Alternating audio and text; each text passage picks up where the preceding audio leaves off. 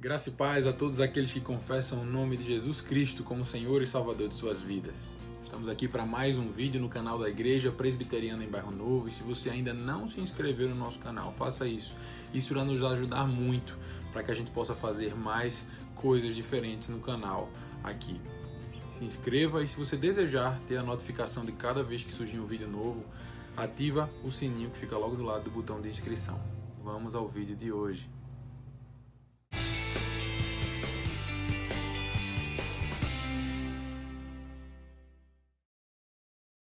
A isto respondeu Jesus: Em verdade te digo que, se alguém não nascer de novo, não pode ver o reino de Deus. O que é nascido da carne é carne, e o que é nascido do Espírito é Espírito. Não te admires de eu te dizer: importa-vos nascer de novo. João, capítulo 3, versos 3, 6 e 7. Mas Deus, sendo rico em misericórdia, por causa do grande amor com que nos amou, e estando nós mortos em nossos delitos, nos deu vida juntamente com Cristo. Efésios capítulo 2, versos 4 e 5. A forma que o Evangelho é ensinado em muitas igrejas faz com que tenhamos em nossas mentes a ideia de que o novo nascimento, ou regeneração, é algo que acontece quando confessamos a Jesus Cristo como nosso Senhor e Salvador. Estamos habituados a pensar que nascemos de novo no exato momento em que nos arrependemos dos nossos pecados e cremos em Cristo.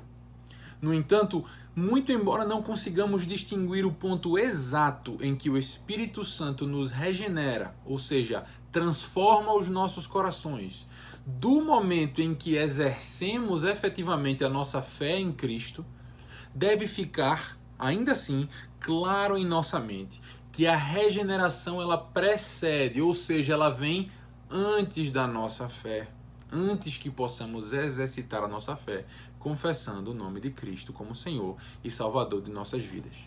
Nossa nova vida, ou seja, nosso amor e confiança em nosso Salvador, flui do e tem como fonte o nosso novo nascimento, ou a nossa regeneração. Isso é claramente ensinado no texto do Evangelho de João, que acabamos de ler. Vejamos, Cristo afirma que aqueles que não nasceram de novo, que é a mesma coisa de dizer que ainda não foram regenerados, não podem sequer ver o reino de Deus. Ora, se não podíamos sequer ver o reino, como poderíamos nele entrar? Assim eu repito, a regeneração ou o novo nascimento precede, vem antes da nossa fé. A verdade de que a regeneração é o início da nossa vida cristã é ensinada também na outra passagem que acabamos de ler, Efésios capítulo 2, versos de 4 a 5. Estávamos mortos e ele nos deu vida. Ele nos regenerou. Pessoas mortas não podem trazer a si mesmas de volta à vida. É preciso que sobre elas haja uma ação externa e divina. Afinal de contas, de Deus procede a vida. Então, assim como o Espírito pairava sobre as águas e sobre as terras que eram sem forma e vazia, conforme lemos no primeiro capítulo da Bíblia, ele também um dia pairou sobre o nosso coração, que estava sem fôlego nem vida, fazendo com que ele fosse recriado à imagem de Cristo. A iniciativa, portanto, é de Deus. Ele nos recria, nos regenera, ele faz com que nasçamos novamente. Mas, Silas, você me pergunta, qual é a importância de conhecer esta ordem? Qual a importância de saber que a minha regeneração, ou seja, o ato de Deus me dar vida espiritual, vem antes da minha confissão de fé e arrependimento? Não seria isso um preciosismo exagerado? Será que não basta crer e pronto? Eu entendo a pergunta, mas a resposta para isso é bem simples. Esse conhecimento, ele não é necessário para que alguém seja salvo. É bom que isso fique claro. Mas saber disso traz uma segurança muito grande. para aqueles que são salvos. Veja bem, se a regeneração viesse após ou como consequência da tua confissão, essa regeneração ou novo nascimento teria como base uma ação ou obra tua. E eu tenho certeza que se você, assim como eu, estiver vivo em Cristo, você tem razões suficientes para não confiar em si mesmo.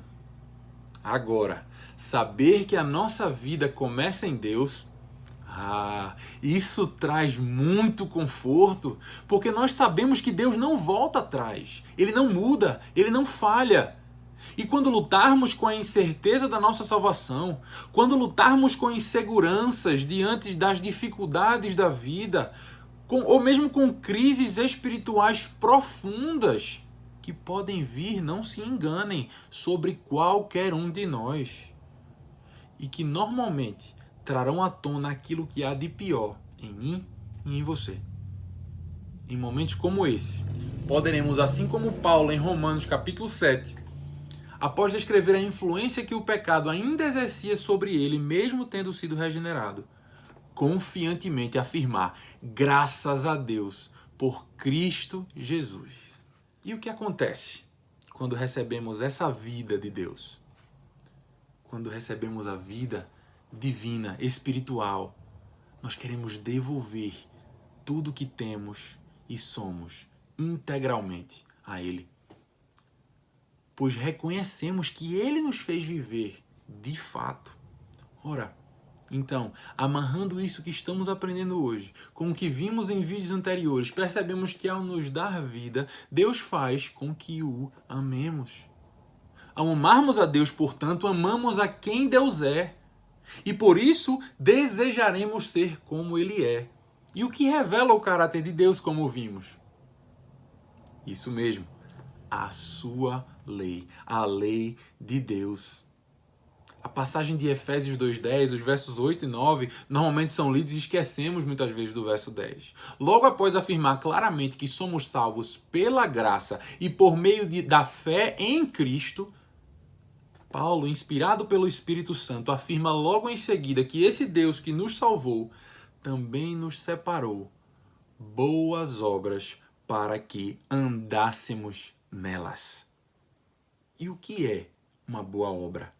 Ora, Deus é o único bom, de acordo com a Bíblia. E Ele não é apenas bom, mas Ele é em si mesmo o referencial, o parâmetro de bondade. Ou seja, para algo ser bom, precisa ser como Deus é.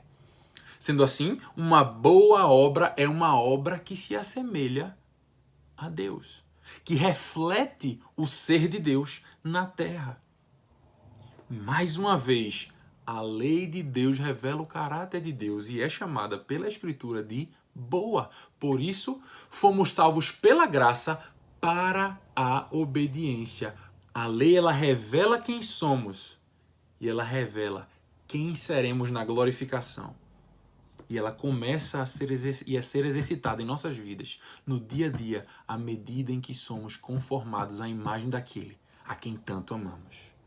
Veja, ter consciência disso afasta de nós uma teologia nefasta e perigosíssima às nossas almas, que afirma que depois que Cristo veio, morreu e ressuscitou, não há mais lei, apenas graça. Veja que lindo. Mas, como vimos nos vídeos anteriores, tal afirmação, tal lindeza de teologia contradiz o próprio Senhor Jesus Cristo e consiste, portanto, no ensino diabólico. Afinal de contas, foi o próprio diabo, no jardim, que disse: acaso Deus não disse daquele outro jeito? Não, meu irmão. Fique na palavra. Concluindo, hoje aprendemos que a nossa salvação tem início com a obra da regeneração, que é operada por Deus em nós. Especificamente pelo Espírito Santo em nossos corações. Ao fazer isso, o Espírito nos dá vida e faz com que nós amemos ao Senhor da vida e que manifestemos esse amor por meio da nossa obediência. Mas veja, aprendemos que a regeneração precede o exercício dessa fé. Por isso mesmo que ao decorrer da vida vejamos que somos fracos e passemos por profunda crise espiritual, beirando inclusive a incredulidade, ao termos consciência de que foi Deus quem começou a boa obra em nós, podemos descansar de que Ele mesmo é fiel e haverá de terminá-la até o dia de Jesus Cristo. Filipenses 1:6. A salvação pertence ao Senhor.